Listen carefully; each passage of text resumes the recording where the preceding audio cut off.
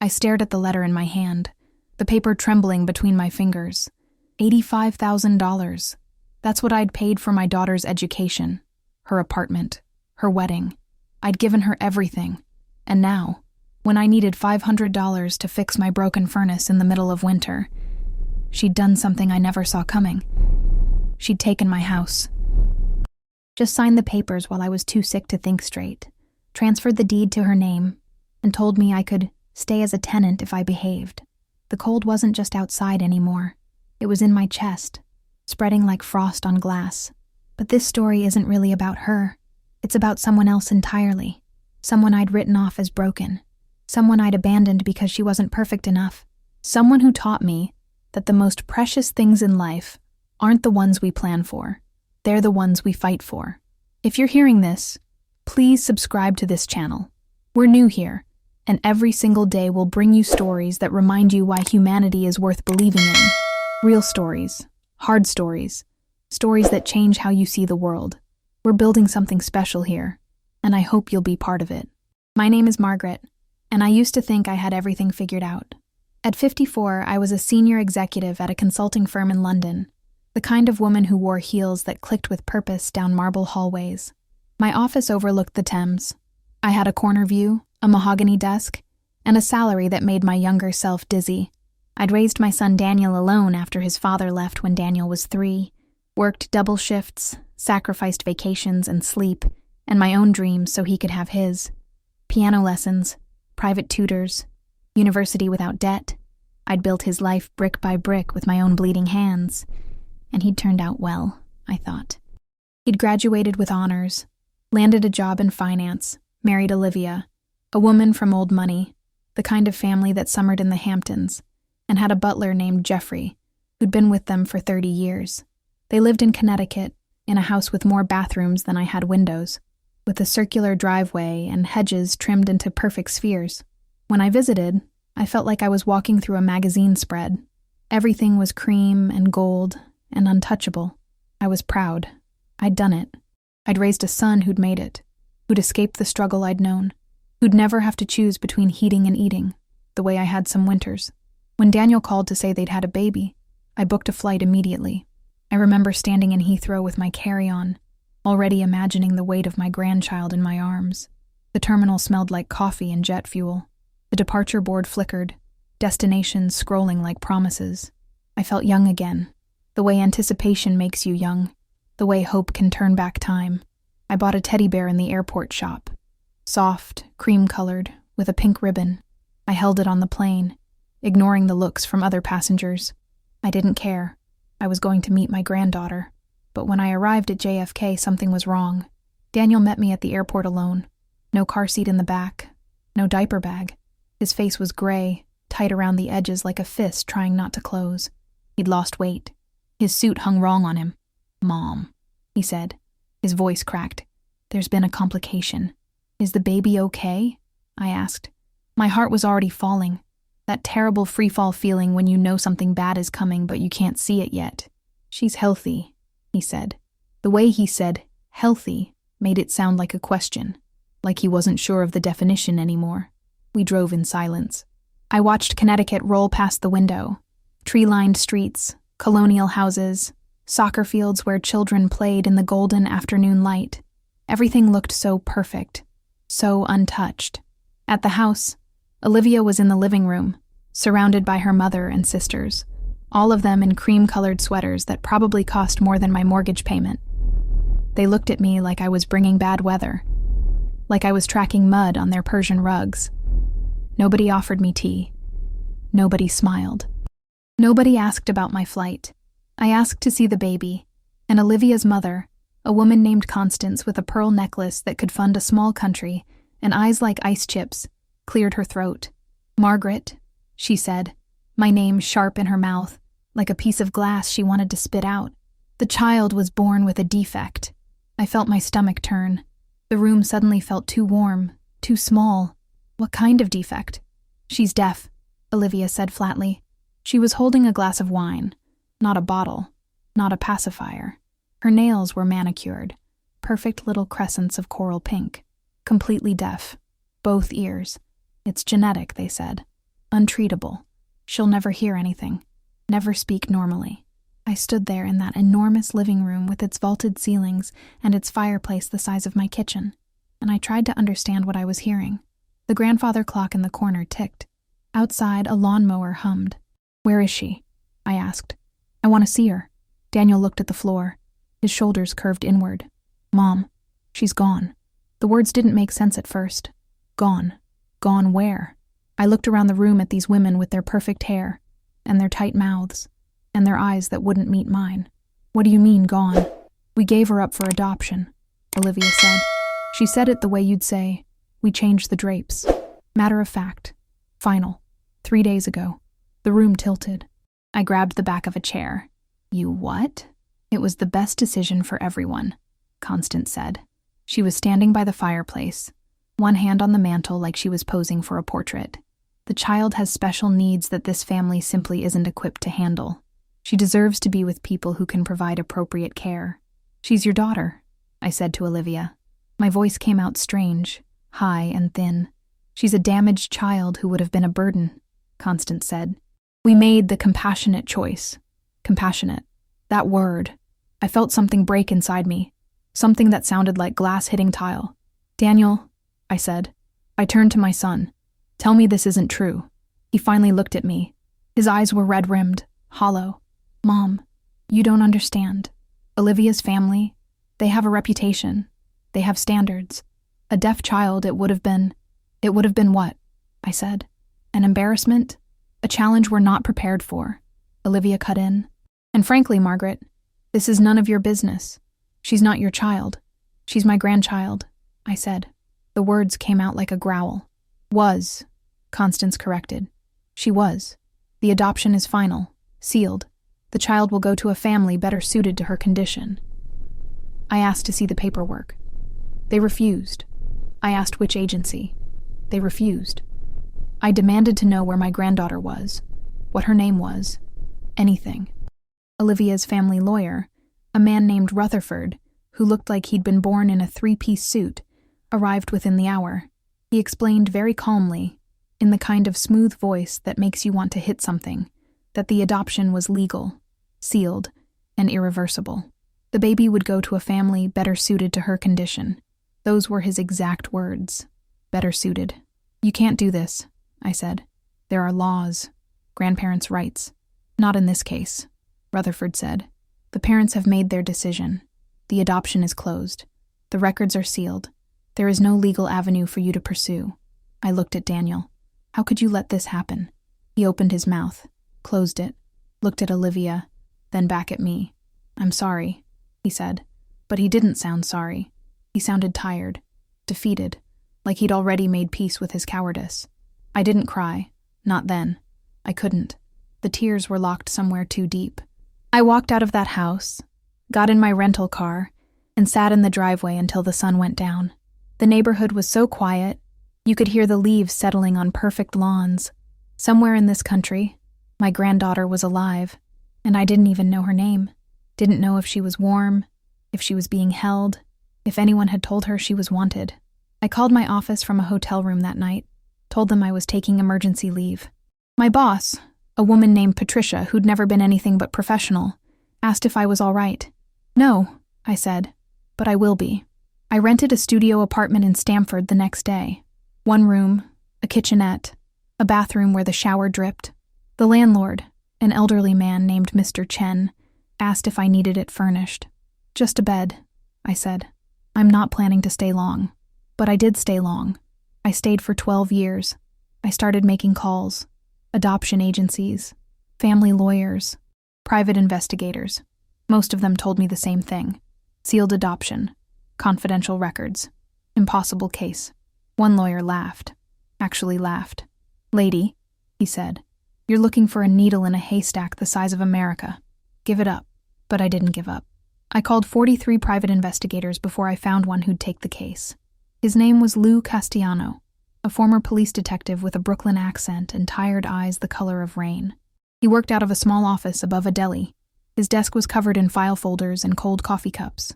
"It's a long shot," he said, leaning back in his chair. "Sealed adoption means sealed. No names, no locations, no trail. But I've seen stranger things. I once found a kid who'd been in the system for 20 years. Took me 4 years, but I found him. How much? I asked. He named a price. I agreed without hesitating. You're serious about this, he said. It wasn't a question. She's my granddaughter, I said. I'm not leaving without her. Lou nodded slowly. All right. I'll need everything you've got. Dates, names, hospitals, whatever. I gave him everything. Birth date, hospital name, Daniel's information, Olivia's family name. He wrote it all down in handwriting that looked like a drunk spider had crawled across the page. As I was leaving, he said, "Why are you doing this? Really?" I stopped at the door. "Because someone has to want her," I said. "Someone has to fight for her." He studied me for a long moment. Then he nodded. "I'll be in touch." I also did something else. Something that surprised even me. I enrolled in an American Sign Language course at the community college. 3 nights a week, I sat in a classroom with teenagers and retirees and learned how to say hello, thank you, I love you with my hands. It was harder than any language I'd studied. Not because the signs were difficult, but because it required a different kind of thinking, a different way of being present.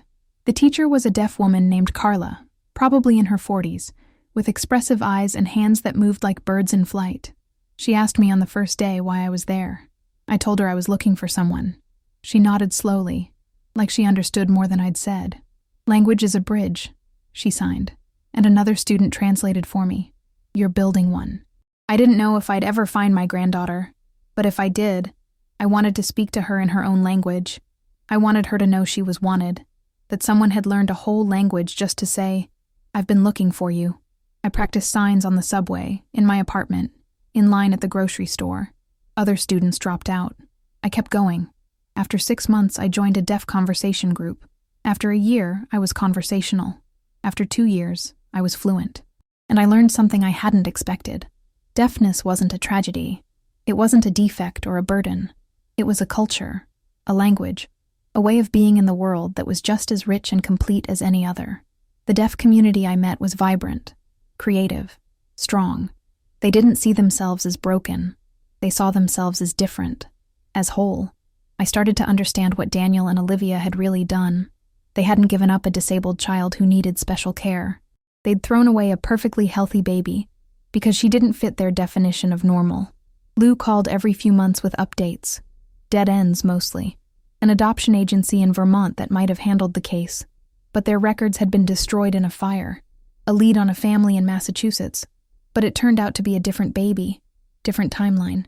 Each call was a small death. Each one required me to gather myself back up and keep going. I worked freelance consulting jobs to pay the bills and lose fees. I visited orphanages and group homes and schools for the deaf across Connecticut, New York, New Jersey, Massachusetts. I showed people a photo of Daniel and Olivia, asked if they'd ever seen a child who looked like them. Most people said no. Some looked at me with pity. One social worker, a young woman with kind eyes, held my hand and said, "I hope you find her." "Me too," I said. Years passed. I missed holidays. I missed birthdays. My colleagues in London stopped calling. My daughter, the one who'd later take my house, called once to say I was wasting my life on a ghost. I hung up on her. I wasn't wasting my life. I was living it. Maybe for the first time. I made friends in the deaf community. They invited me to events, taught me about deaf culture, showed me films and poetry and art I'd never known existed. I went to deaf theater performances, deaf comedy shows, deaf gatherings where everyone signed and laughed and told stories with their hands. I realized that all this time, there had been an entire world I'd never seen, an entire language I'd never heard. One friend, a deaf man named Marcus who worked as an engineer, asked me over coffee one day why I'd really learned to sign. I told him the story, all of it. He listened, his face thoughtful. "She's lucky," he signed when I finished. "I haven't found her yet," I signed back. "No," he signed, "but you will. And when you do, she'll be lucky, because you didn't see her deafness as something wrong. You saw it as part of who she is." I cried then, right there in the coffee shop, tears sliding down my face while Marcus passed me napkins. On the 5th anniversary of starting my search, I sat in my apartment with a glass of wine and Lou's latest report. Another dead end. Another door closed. I was 59 years old. I'd spent 5 years and nearly $100,000. I had no house, no retirement, no life except this search, and I wasn't going to stop. The break came in year 8. Lou called on a Tuesday afternoon. I was folding laundry, the radio playing something classical that I wasn't really hearing. "Margaret," Lou said, "I need you to sit down." I sat on the edge of my bed. My hands went cold. "You found her?" "Maybe," he said. "I got a contact in child services. Woman owes me a favor. She couldn't give me names, but she confirmed that a baby girl, born on your granddaughter's birthday, at that hospital, was placed with an agency in upstate New York. The agency has since closed, but the records were transferred to the state. The girl, she's in the system." "What does that mean?" My voice came out hoarse. "It means nobody adopted her," Lou said quietly. "She's been in foster care her whole life. Group homes mostly. She's 12 now. 12. The same age my granddaughter would be. Can you get me a name?" I asked. "Working on it," Lou said. "Margaret, there's something else. The file says she's deaf, and it says she has behavioral challenges." "What kind of challenges?" "Doesn't specify, but reading between the lines, I'd guess trauma, rejection. The system isn't kind to kids with disabilities. She's probably been shuffled around a lot, probably doesn't trust easily. Can you get me an address?" I asked. "A location? Anything?" "I'll try," Lou said. "But Margaret, even if we confirm it's her, and that's still an if, getting custody won't be easy. You're not her legal guardian. The state might not." "Lou," I said, "get me the address."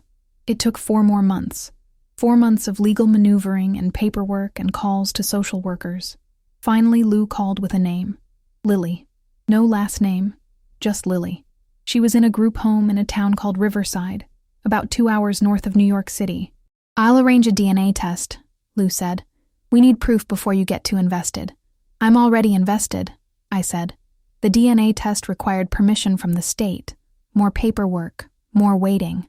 I hired a family lawyer, a sharp woman named Teresa who specialized in adoption and foster care cases. She was expensive, but she was good. She got the court order. 3 weeks later, Lou called with results. "Margaret," he said, "sit down." I sat. The radiator in my apartment hissed. Outside, a car alarm wailed. Rain hit the windows like small stones. "It's her," Lou said. 99.9% certainty. "It's your granddaughter." I don't remember crying. I remember the laundry basket falling. I remember the sound of my own breathing, loud and uneven. I remember thinking, "I found you. After 8 years. I found you. You're real. What happens now?" I asked when I could speak again. "Now," Lou said, "you fight to bring her home." The group home was a gray building on a street with chain-link fences and cracked sidewalks. Someone had tried to make it cheerful with a mural of flowers on one wall, but the paint was peeling. Inside, it smelled like industrial cleaner and boiled vegetables. The floors were linoleum, scuffed and dull. A bulletin board near the entrance announced Pizza Night Friday, in letters that were supposed to be fun. The director, a tired woman named Mrs. Patterson with gray roots showing in her dyed brown hair, led me down a hallway lined with closed doors. Somewhere, a TV was playing too loud. Someone was crying. She didn't mention it. "Lily's a difficult case," Mrs. Patterson said as we walked. "She's been with us for 3 years. Before that, she was in 5 different foster homes. Nobody could handle her." "Handle her how?" I asked. "Tantrums. Refusing to communicate. Breaking things." Mrs. Patterson's voice was matter-of-fact, clinical. "She's been in therapy, but progress is slow. The deafness makes things complicated. Most of our staff don't know sign language.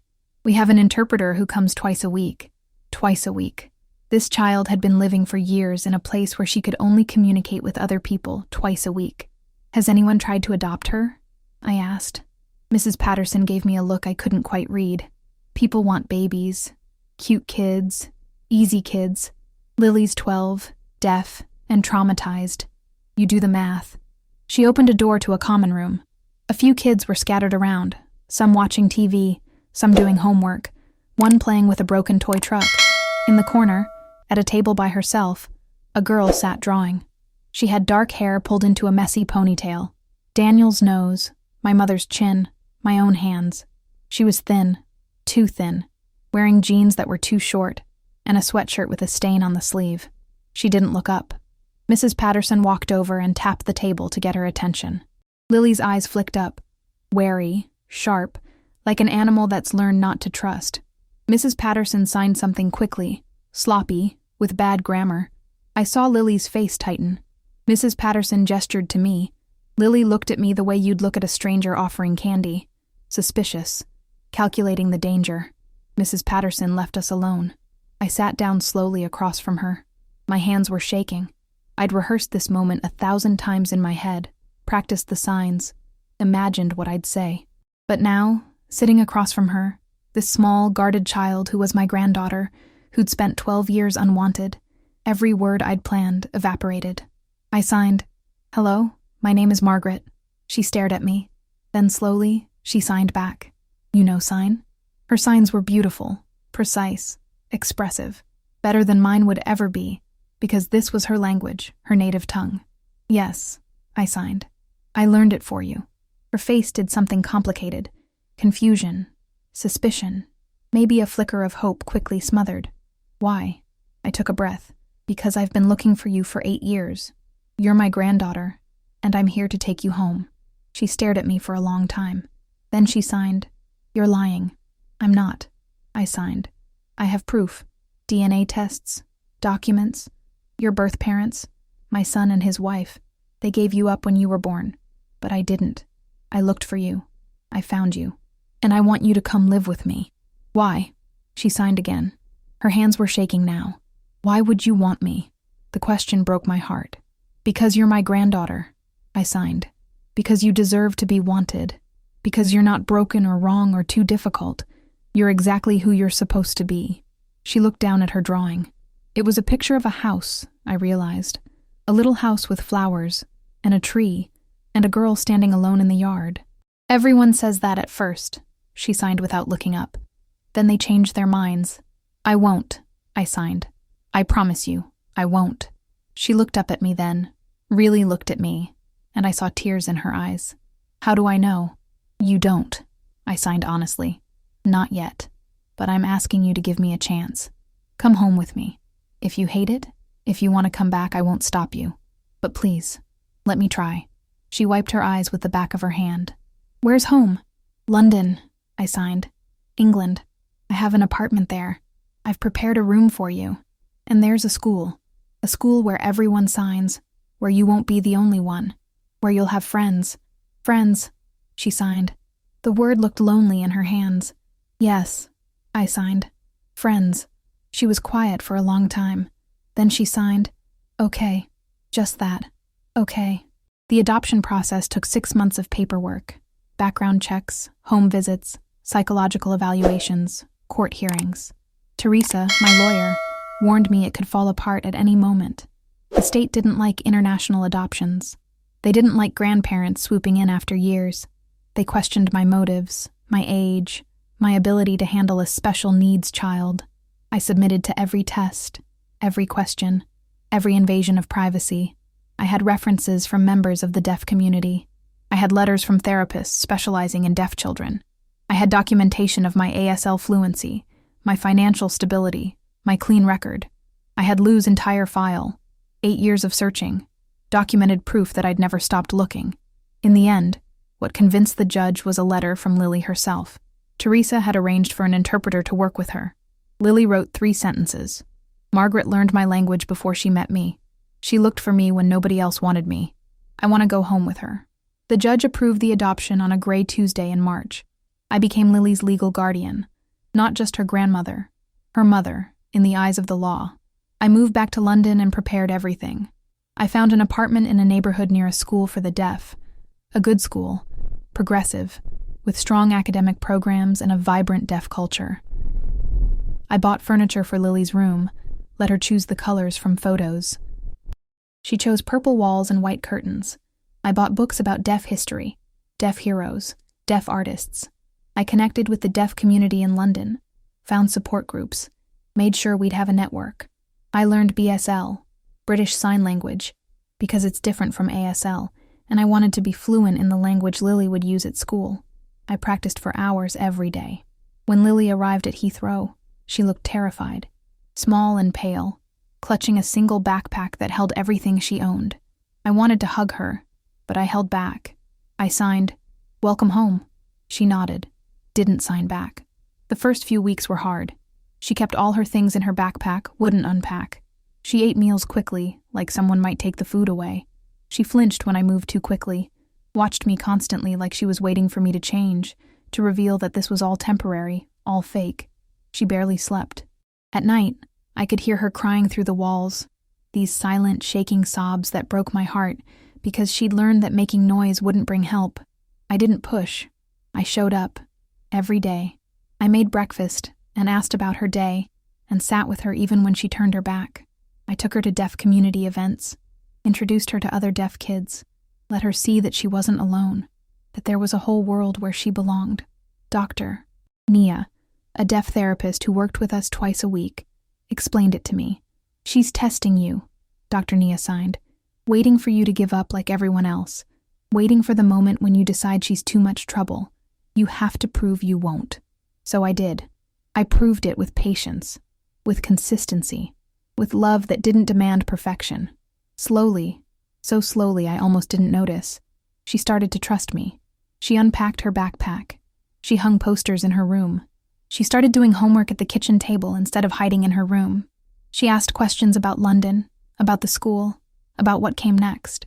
3 months in, she started at the deaf school. I drove her the first day, watched her walk into the building with her shoulders hunched, defensive. That afternoon when I picked her up, she looked different, lighter. "How was it?" I signed. "There was another girl," she signed. "She invited me to sit with her at lunch." "That's wonderful," I signed. "Yeah," she signed. She almost smiled. The first time she called me Gran, we were at the kitchen table working on homework. It was a Thursday evening, rain tapping on the windows. She signed it casually, like she'd been doing it forever. "Gran, can you help me with this?" Then she saw my face and froze, her eyes wide. "Is that okay?" She signed quickly. "I can call you Margaret if—" I shook my head. I couldn't speak. I just nodded and smiled, tears sliding down my face like idiots. She smiled back, tentative and real. "Gran." She signed again, testing it out. "Yes," I signed. "I'm your Gran."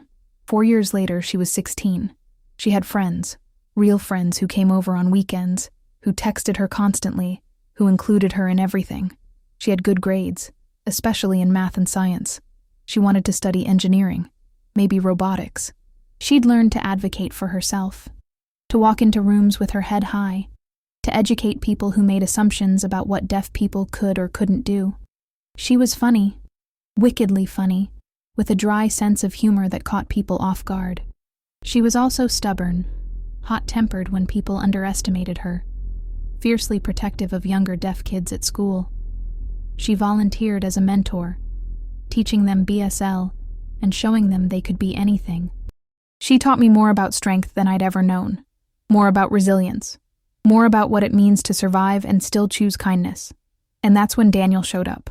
I hadn't spoken to him in years, not since that last phone call when I'd told him exactly what I thought of him and his coward heart, when he'd tried to justify throwing away his daughter.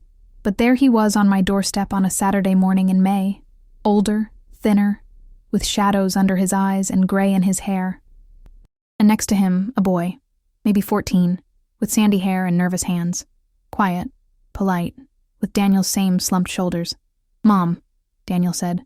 His voice cracked. "This is Ethan, our son." I stood in the doorway, blocking the entrance. "Your son. We adopted him," Daniel said quickly. 6 years ago.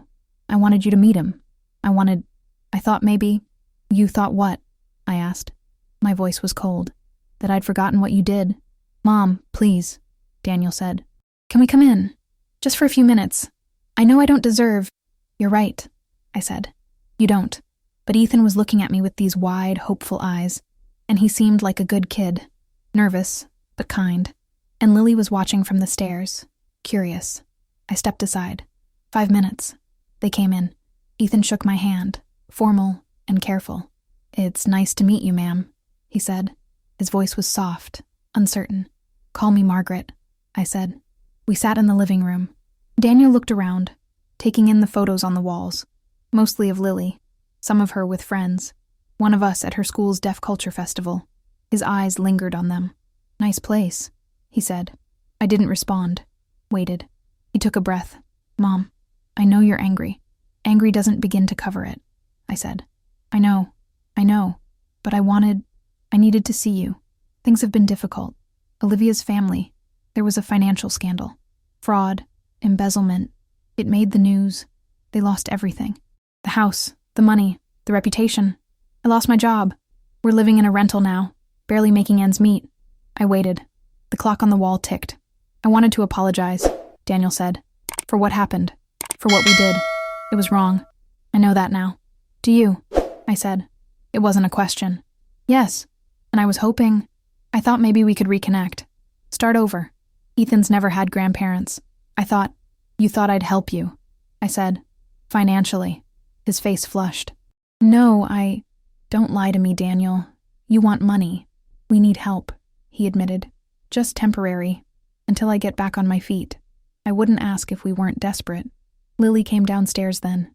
She moved into the room silently, the way deaf people do, and suddenly Daniel went rigid. His face went white. Lily looked at him, then at Ethan, then at me. "Who are they?" She signed. I hesitated, then signed back. "Family." "Hi," Ethan said to Lily. He smiled, genuine and warm. She smiled back and signed. "Hi." "Sorry," Ethan said quickly. "I don't know sign language. I can teach you." She signed. I translated. Ethan's face lit up. "Really? That would be amazing." And just like that, something shifted. Over the next few weeks, Daniel and Olivia started visiting more often, always with Ethan, always with stories about bills and bad luck and how hard things were, how much they were struggling. Ethan and Lily became friends. He was bright, curious, genuinely interested in learning BSL. He asked questions about deaf culture, went to community events with us, treated Lily like she was the most normal, interesting person in the world. It reminded me of what family should be, what Daniel should have been. But something was off. Daniel's requests for money got more specific, more desperate. $500 for rent, $1,000 for car repairs, $2,000 for Ethan's school tuition. Each time I said no. Each time he looked at Ethan with this meaningful glance. And Ethan started asking strange questions.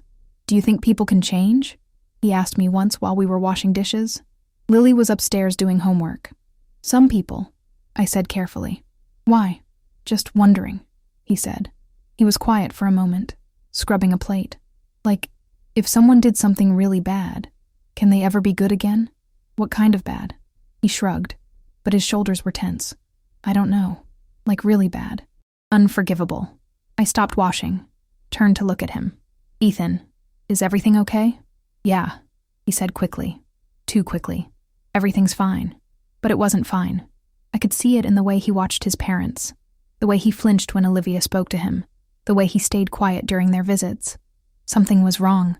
I didn't understand until Lily told me. She came to me one night after dinner, her face pale and tight. She signed fast, angry. "Ethan told me something. About his parents." I sat down. My pulse quickened.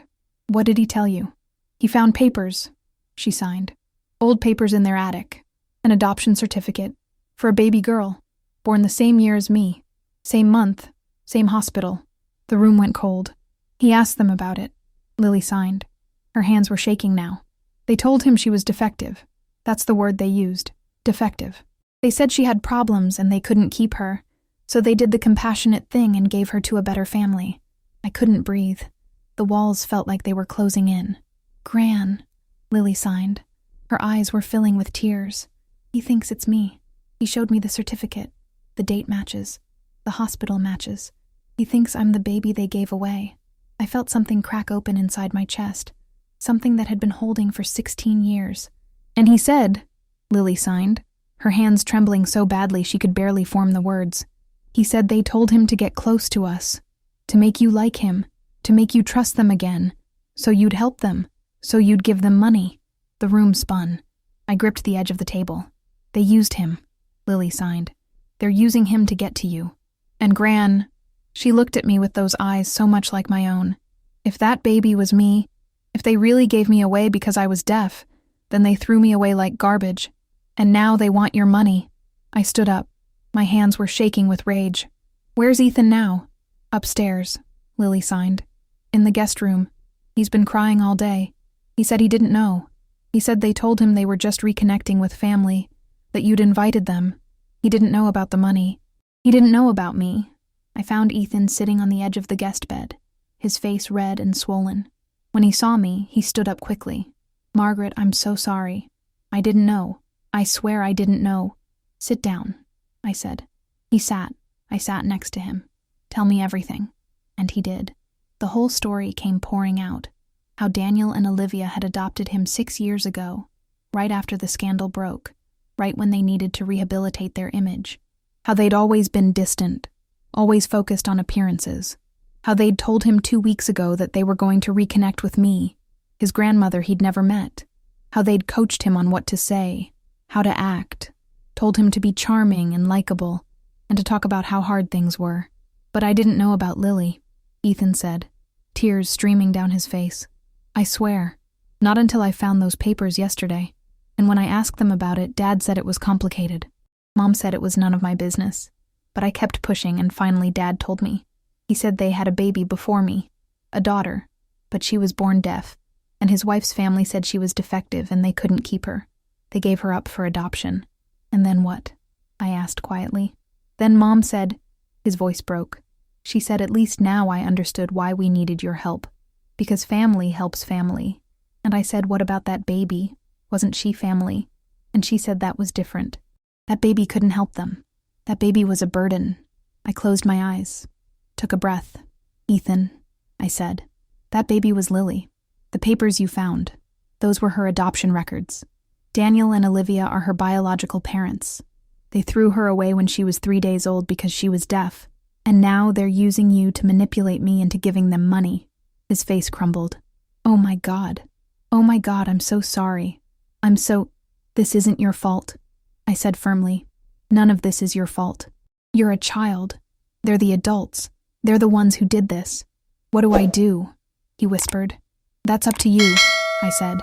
But you need to know something. I'm about to call your parents and tell them they're not welcome here anymore. I'm going to tell them exactly what I think of them. And I'm going to tell them that Lily knows the truth.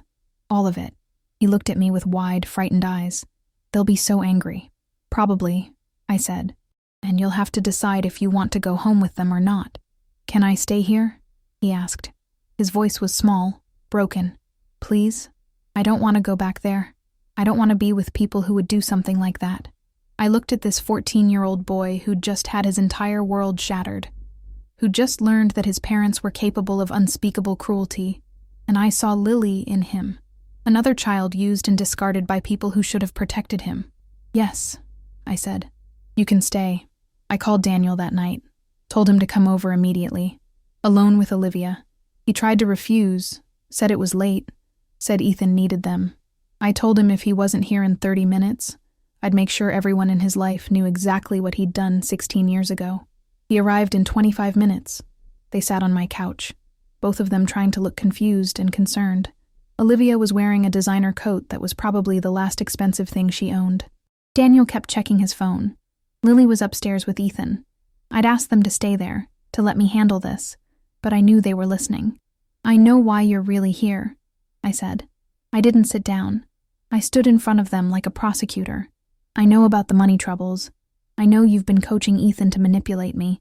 I know this whole reconciliation has been a scam. Mom, that's not... Daniel started. I'm not finished, I said. My voice was ice. I also know about the papers Ethan found. The adoption certificate. The baby girl you gave away 16 years ago. Olivia's face went white. Daniel's mouth opened and closed like a fish. Lily knows, I said. She knows you're her biological parents. She knows you threw her away because she was deaf. She knows everything. You had no right. Olivia started to stand. Sit down, I said. My voice cracked like a whip. She sat. I spent 8 years looking for her, I said. 8 years and every penny I had. I learned sign language. I moved to a foreign country. I searched every group home and foster care facility I could find. I found her in a place where she'd spent 12 years being rejected, being told she was too difficult, too damaged, too much trouble. 12 years, Daniel. Your daughter spent 12 years in the system because you decided she wasn't perfect enough. Daniel was crying now, silent tears running down his face. I was weak, Mom. I was weak. Olivia's family, they put so much pressure. Don't you dare blame this on them, I said. You're her father. You had a choice. You chose wrong. We thought it was best for her, Olivia tried. You thought it was best for you, I said. You thought it would be easier, more convenient, better for your reputation. You didn't think about her at all. I walked to the stairs. Lily, Ethan, come down here, please. They came down slowly. Lily's face was set, hard. Ethan looked terrified. They stood next to me, a united front. Daniel stared at Lily like he was seeing a ghost. Maybe he was. The ghost of the daughter he'd abandoned. This is Lily, I said. Your daughter. She's 16 now. She's brilliant. She's kind. She's strong. She wants to be an engineer. She has friends who love her. She has a life. And she did all of that without you. Despite you. Lily. Daniel started to stand. She signed something sharp, angry. I translated. Don't. Don't you dare pretend you care now. I do care, Daniel said. His voice broke. I've thought about you every day. You threw me away, Lily signed, and I spoke her words. You looked at me and decided I wasn't good enough, that I was defective, broken, wrong. You didn't think about me every day. You forgot about me the second it was convenient. Olivia was crying now too, but they were selfish tears. Tears for herself, for being caught, for facing consequences. And now, I said, you're using Ethan the same way. Another prop, another tool. You adopted him to fix your image, and now you're using him to manipulate me. That's not true, Daniel said weakly. Ethan, I said, tell them what you told me. Ethan took a shaky breath. You told me to make Margaret like me.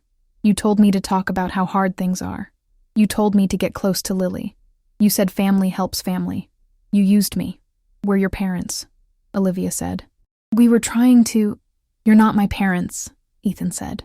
His voice was stronger now. Parents don't use their kids as pawns. Parents don't throw away babies because they're not perfect. You're not parents. You're just people who wanted accessories. Daniel stood up, his face flushed with anger and shame. You can't turn him against us. He's our son. Legally. You abandoned one child and manipulated another, I said. I have documentation of everything. The adoption records. Lou's investigation files. Testimony from Ethan about your coaching. Testimony from Lily about your cruelty. If you want to fight me in court, go ahead. But I promise you, you'll lose. And everyone will know what you did. The silence was deafening. Here's what's going to happen, I said. You're going to leave. You're going to leave Ethan here with me, where he wants to be. You're going to sign whatever custody papers my lawyer sends you. And you're never going to contact any of us again. You can't keep our son, Olivia started. I can, I said. And I will. Because unlike you, I actually care about what these kids need. Not what looks good. Not what's convenient. What they actually need. Daniel looked at Ethan. Is this what you want? Ethan nodded. I want to stay here. With Margaret and Lily. We gave you everything, Olivia said. Her voice was sharp, wounded. You gave me a room and food, Ethan said. But you never gave me a family. Not a real one. Daniel looked at Lily one more time. I'm sorry, he said. For everything. I'm so sorry. Lily signed something. I didn't translate at first. She repeated it, slower, making sure he could see even though he couldn't understand. What did she say? Daniel asked me. I looked at him. At this man who was my son, who I'd raised and loved and sacrificed for, who had failed in the most fundamental way a parent can fail. She said, I translated, that sorry doesn't fix 12 years. Sorry doesn't erase being unwanted. Sorry is just a word you say when you finally have to face what you did. Daniel's face crumpled. He turned and walked to the door. Olivia followed, her heels clicking on the hardwood like gunshots. At the door, Daniel turned back. Mom, don't, I said. Just go. They left. The door closed, and the three of us stood there in the sudden quiet. Me, Lily, and Ethan. A family made of broken pieces, of choices and courage, of people who'd all been abandoned in different ways. "Thank you," Ethan said quietly. Lily signed something to him. He looked at me for translation. "She says welcome to the family," I said. "The real one." The legal battle took 3 months. Teresa handled everything. Daniel and Olivia tried to fight at first, hired a lawyer, made threats. But when Teresa presented all the evidence, the documentation of their manipulation, Ethan's testimony, their history of abandoning Lily, they gave up. They signed the custody papers. They disappeared back into whatever life they'd built on lies and appearances. I got a letter from Daniel a few months later. It was long, rambling, full of excuses and self-pity and half-hearted apologies. He said he wished things had been different. He said he'd made mistakes. He said he hoped someday I could forgive him. I never wrote back. Some bridges, once burned, should stay ashes. Ethan moved into the guest room permanently. We redecorated it together. He chose blue walls and bookshelves floor to ceiling. He enrolled in school, made friends, started seeing Dr. Nia for therapy to work through the trauma of learning his entire family had been a lie. He and Lily became real siblings, fighting over the remote, sharing inside jokes, protecting each other the way siblings do. He learned BSL fluently, faster than I had, with the quick absorption of youth. Within 6 months, he and Lily were having full conversations, teasing each other, sharing secrets in sign across the dinner table. He started volunteering with deaf youth programs, helping younger kids who were struggling the way Lily had struggled. He discovered he was good at it, patient, understanding. He decided he wanted to study social work. "I want to help kids like us," he told me one night. "Kids who've been thrown away, kids who need someone to fight for them. You'll be good at it," I said. "I learned from the best," he said, and hugged me. Lily flourished. She graduated secondary school with honors, got accepted to 3 different universities for engineering. She chose Imperial College London, stayed close to home. She had a girlfriend named Sophie, who made her laugh so hard she snorted, who learned sign language to speak with Lily's family, who fit into our strange little unit like she'd always been there. On Lily's 18th birthday, we had a party. Nothing big, just our deaf community friends, some classmates, Sophie, Ethan, a few teachers who'd made a difference. There was cake and terrible music. Lily insisted. She liked feeling the bass vibrations, and laughter that filled every corner of our apartment. At one point, Lily pulled me aside. We stood in the kitchen while the party continued in the living room, the bass thumping through the floor. "Gran," she signed. "I need to tell you something." "What's wrong?" I signed. "Nothing's wrong," she signed. I need you to know. You saved my life, not just by finding me, but by showing me I was worth finding, that I wasn't broken, that I was whole exactly as I am." I felt tears starting. "You were always whole," I signed. "I just had to prove it to you." "No," she signed. "You had to prove it to yourself. You had to prove that love isn't about biology or perfection. It's about showing up. It's about learning someone's language. It's about fighting for them even when everyone else gives up." She paused, her hands still. Then she signed, "You're the best mother I could have asked for. Mother, not grandmother. Mother." I pulled her into a hug, and we stood there in the kitchen, holding each other while the party thumped on without us. 2 people who'd found each other across impossible odds. 2 people who'd built a family from nothing but determination and love. When we finally pulled apart, she signed, "Ethan wants to talk to you too. He's nervous." "About what?"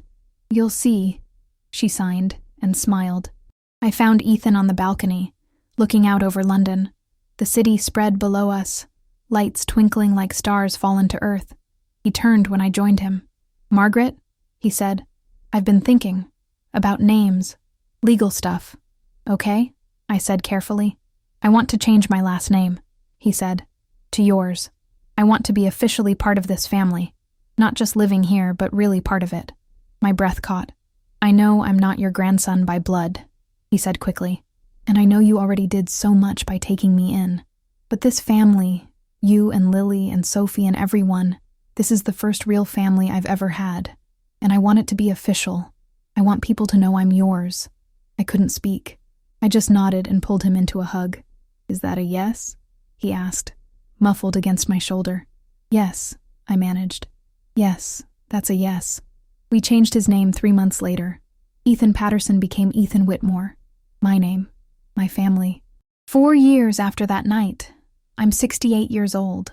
I've been retired for 3 years now, living off savings and a small pension, and the knowledge that I spent my money on the right things. I don't have the house my daughter took from me. I don't have retirement properties or investment accounts. I don't have much at all, by conventional measures. But I have Lily, who's 22 now, and working as a junior engineer at a robotics firm, who comes over every Sunday for dinner, who calls me multiple times a week just to chat, who's teaching her girlfriend to cook my recipes, who's happy. I have Ethan, who's 20 and in his second year of social work school, who volunteers 20 hours a week with foster kids, who's dating a sweet boy named James, who's found his purpose. I have a family built not on DNA or obligation, but on choice, on showing up, on proving that love isn't about perfection, it's about persistence. I think about my daughter sometimes, the one who took my house. I heard through mutual acquaintances that she's struggling financially, that karma caught up with her greed. I don't feel satisfaction. I don't feel anything, really. She's a stranger now. I think about Daniel more often. I wonder if he thinks about Lily, if he regrets his choices, if he understands what he lost. I hope he does. I hope it hurts. Not because I'm cruel, but because some lessons should hurt. Some mistakes should leave scars. But mostly, I think about that moment in Lou's office when he first told me he'd found a lead. That moment of hope after years of despair. That moment when I decided I wouldn't give up. That I'd keep searching, keep learning, keep building bridges to a granddaughter I'd never met. I spent $85,000 on a daughter who betrayed me, but I spent 12 years and every ounce of strength I had on a granddaughter who saved me. Not with money, not with convenience, but by teaching me what family really means. It means showing up when it's hard, when it's inconvenient, when everyone else has given up. It means learning a new language, not because you have to, but because you want to speak to someone in words that feel like home to them. It means building bridges instead of walls, choosing love instead of comfort, fighting for people not because they're easy, but because they're worth it. Lily got me a mug for my birthday this year. It says World's Best Gran in English on one side. On the other side, she painted the sign for family in beautiful, flowing lines. That mug sits on my desk. I drink my morning tea from it every day. And every day I remember that the most important things in life can't be bought. They can only be earned, one patient day at a time. The people who threw Lily away thought she was defective. They were wrong. She was never broken. They were. If this story touched something in you, if it reminded you that worth isn't measured in perfection, that family isn't defined by biology, that the people we overlook are often the ones who teach us the most, then share it. Share it with someone who needs to hear that they're enough exactly as they are. Share it with someone who's still searching for where they belong. And subscribe to this channel, because we're building something here. A community that believes in second chances and first loves. That believes in people who show up even when it's hard. That believes every single person has a story worth hearing, a voice worth listening to, a place where they belong. Every smile hides a story. Every silence holds a voice. Sometimes the people we think are broken are the ones who teach us how to be whole. Sometimes the family we choose is stronger than the one we're born into. Sometimes love isn't about grand gestures or perfect moments. It's about learning someone's language and refusing to give up. Thank you for listening to Lily's story, to Ethan's story, to my story.